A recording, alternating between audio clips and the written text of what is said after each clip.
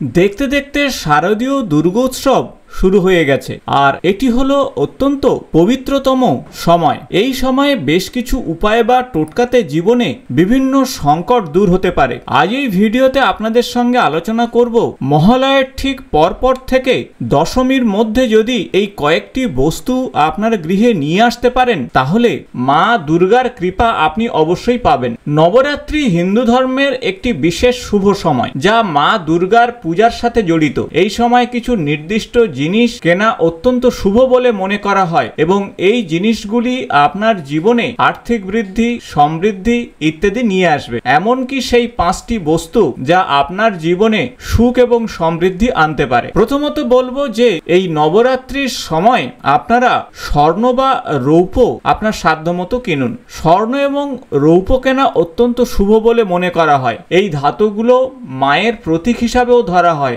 আর্থিক স্থায়িত্ব এবং সমৃদ্ধি নিয়ে আসতে পারে এবং সেই সাথে সৌভাগ্য নিয়ে আসতে পারে এই স্বর্ণ বা রৌপ্য।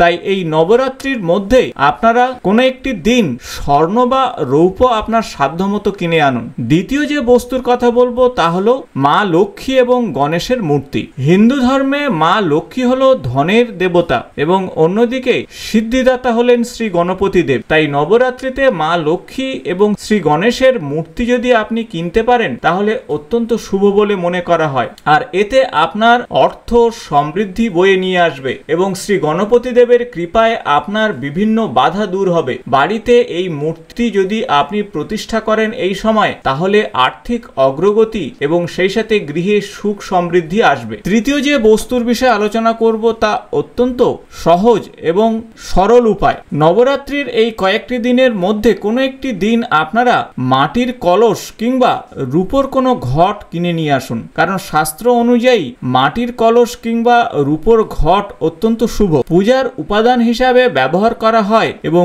গৃহে স্থাপন করলে অর্থ, সম্পদ, নাম, যশ বৃদ্ধি পায়। সেই সাথে সুখ এবং সমৃদ্ধি আসে। তাই এই সময়ে আপনারা গৃহে ঘট প্রতিষ্ঠা করুন, তাতে মা দুর্গার আশীর্বাদ আপনি পাবেন। চতুর্থ যে বিষয়ের কথা আলোচনা করব এটি অত্যন্ত সহজ বিষয়, তা হলো তুলসী গাছ। যাদের গৃহে তুলসী গাছ নেই তারা এই পবিত্রতম সময়ে তুলসী গাছ রোপণ করুন। তুলসী গাছ অত্যন্ত পবিত্র বলে মনে করা হয় হিন্দু শাস্ত্রে। নবরাত্রির এই কয়েকটি দিনের মধ্যে কোনো একটি দিন আপনারা তুলসী গাছ কিনে বাড়িতে স্থাপন করুন, তাতে পারিবারিক সুখ শান্তি আসবে এবং আর্থিক উন্নতির যোগ তৈরি হবে। তুলসী মায়ের আশীর্বাদে আপনার জীবনে সংকট দূর হয়ে ধন সম্পদের পথ সুগম হবে। পঞ্চম তথা শেষ যে উপায় বা টোটকার কথা বলবো তা হলো লাল বা হলুদ কাপড়। লাল বা হলুদ রঙের কাপড় অত্যন্ত শুভ বলে মনে করা হয়, কারণ এই রঙগুলি মায়ের শক্তি এবং শুভ্রতার প্রতীক হিসাবে শাস্ত্রে উল্লেখ রয়েছে।